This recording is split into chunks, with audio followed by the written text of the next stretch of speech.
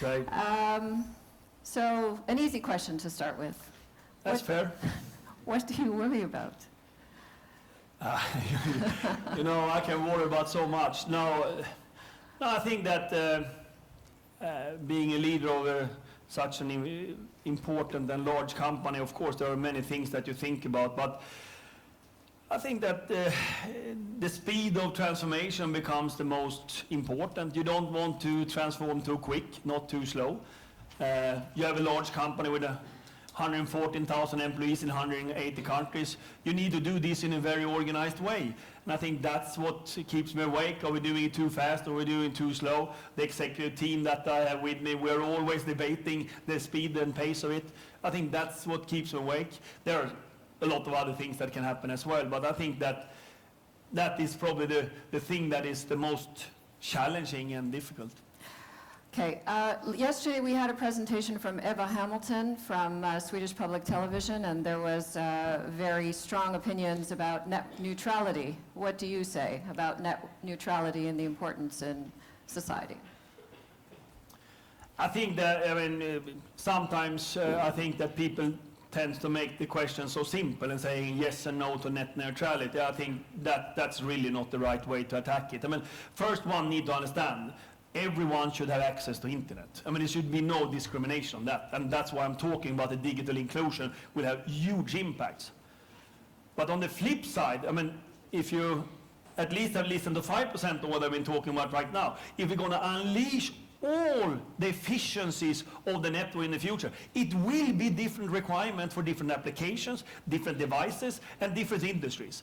And if we cannot be able to do that, we will not get there. I mean, we can take the simple example. I mean, think about the car. Great to connect the car. I mean, that is fine. I mean, you connect cars, you can do much more in the car. You as a driver get the information from the car manufacturer, and you get the sensors talking to you, you have entertainment in it. Okay, that's fine. Next step, what is that? You connect the cars. And then you have a transport system that is digital. And suddenly you can handle everything in a city, telling there's a car parking lot free there, so you go there, you save a lot of time and CO2 emission.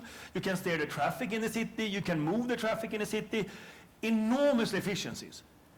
What is happening after that? Is of course that then in the next step of the car, you can start auto-steer that because you're in urban areas, you have very dense networks, maybe with this fantastic Philips light pole. And then suddenly you can start actually do auto-steering in the most urban areas in order to get efficiency and all of that.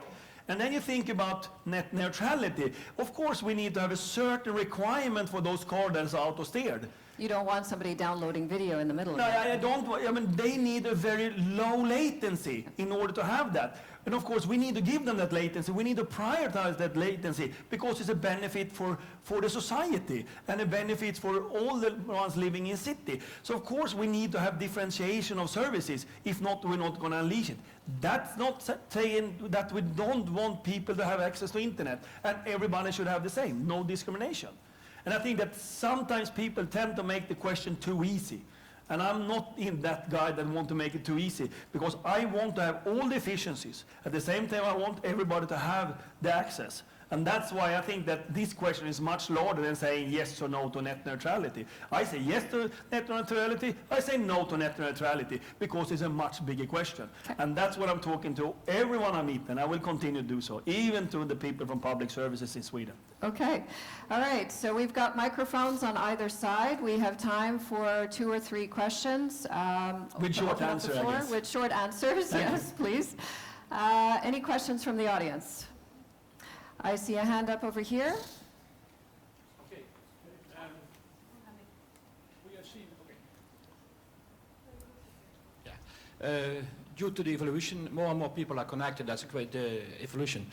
But on the other hand, if I see my 80-year-old mother, she's getting completely disconnected. If she wants to fill her tax form, she needs to have an email address. She doesn't understand what it is. If she wants to go for a new passport, she has to go to a digital locat. She has no access. How are we going to fix that? Not sure if I should answer it, but one is, of course, clearly there are different demands in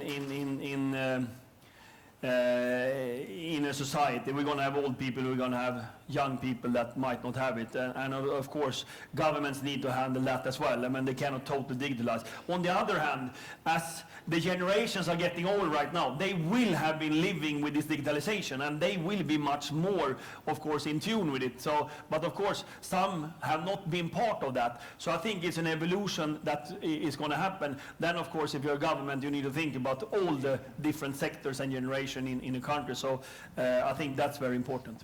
I guess we can help trying to make things more intuitive, so it becomes easier to use.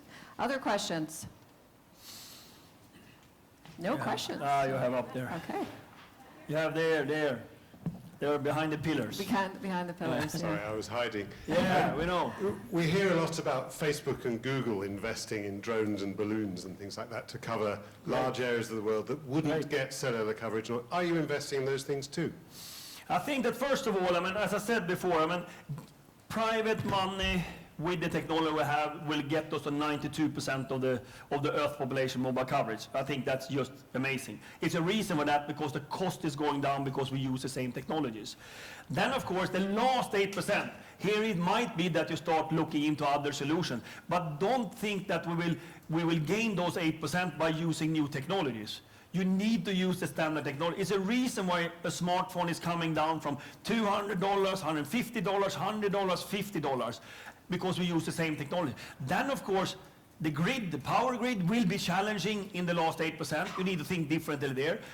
Maybe the coverage will be another challenge. But still, the standard technologies that we're now going for, that will provide a low cost, that will provide that. And I think that's the most important for me. I mean, it would be a disaster if for the last 8% we use a new technology. Then it's going to cost $500 for a device again. And that will never happen. So we are working to see that we can use the latest technology and the best technology, the standardized technology for the last 8%. And I guess that's our next attack. That's how do we do the last 8 or 9%. So then, of course, there's going to be many innovations around that. But again, the standard technology will be the most important to gain that cost level. Okay, there was a question over here. And I think after this question, we have time for one more. Okay. Hi, I'm Shayan Shakil with Telecom Review in Dubai. My question was, you said that some countries do get the idea of internet access for everybody. The countries that don't, how do you see relations with that? Like, how do you try to convince them to do it? And I had one small question besides that. Sometimes there are people who wonder about progress and technological innovation, and they say sometimes people don't equate everything that's being connected as progress. Do you have any comments on that, where society is headed? Yes, I have a lot of comments on that. The first one, what do we do? I mean, first of all, one of the most important milestones for the society is next year, UN will decide on the goals from 2015 to 2030. The common goals that all countries in the world will agree to, sort of the millennium goals that they decided 2000. And all the governments of the world decided for the goals for the world in 2000, which expires 2015. Now the new goals from 2015 to 2030 is up. Right now, it's a proposal of 17 goals, everything for reducing poverty, increasing education, extinction of malaria, and all of these type of things that are important for this globe to prosper. Those 17 goals, for me, are enormously important, that they have ICT inside them. And that's why just some 4 weeks ago, we released a report to UN about the status of the 17 goals and how much ICT is included in them. Unfortunately, it's only 4 of the 17 goals that has ICT as a solution, which is for me not really good. So that's how we work with it. We're trying to get into the decision making of the UN and all the governments of the world to see that technology that has such an important role will not fix everything, but it will be a very large contributor. CO2 emission, for example, ICT has a very big role to play there. So that's how I work with that one. Then it comes to progress. Of course, in some areas, of course, technology is technology, and of course, the progress that it gives and the fantastic benefits it gives, there can be some disadvantage as well. I mean, you can use technology too much, and people can abuse it sometimes. But one need to remember that the vast majority, is positive impact for our society. But in all revolutions, in technology revolutions, there are also some areas that are not really good, and they you need to work with, you need to educate and see that people understand that. But I think that will not stop the technology revolution. It's more about transparency and discussion. Okay, last question in the back.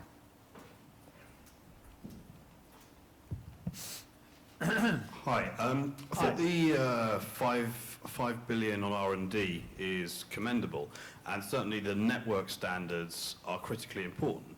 But what about service standards? Is that enough to create enough innovative standards across the industry, or do all of your customers, the telecom operators, need to hugely increase their R&D spend as well to differentiate and come up with worthwhile services?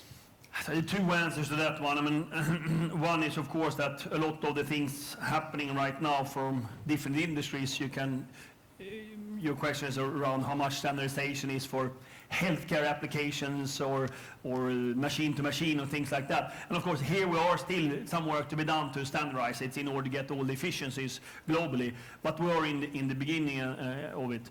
I think that the second question, which I think is very clear, that we see a segmentation of carriers in the world.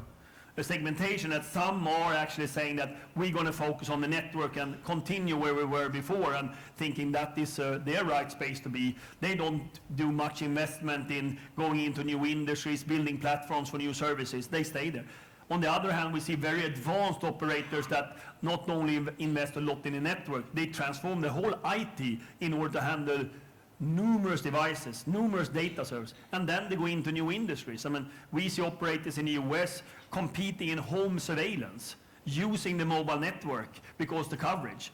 They go into healthcare, they have their own healthcare device, and they could go into machine to machine and connected cars. So we're going to see a very different palette of operators, how they're going to act in the market the next 5 to 10 years. Because there are so many choices. Equally as we have done, we had to decide that we're not in the mobile phones, we're not doing that, but this is what we believe we compete in this second phase. And I think that we're going to see more of the next 10 years, choices in order to be relevant and where you want to play. And then, of course, those areas will then be more important, how there's going to be standardization on services. Some of them will be very local, meaning country-wise. I mean, healthcare, for example, it's not even countrywide. I mean, if you take a country like Sweden, you have different standards basically in 8 or 9 regions. So it's even on a region level. So there's still more to be done to unleash all the efficiencies. Now Okay. I guess I have consumed all my time. All right. Thank you very much, Thank Hans. you. Can I ask you something before you leave? Yeah, it depends if they think it's okay. I just need that. Thank you. Okay, thank you. Okay. Bye.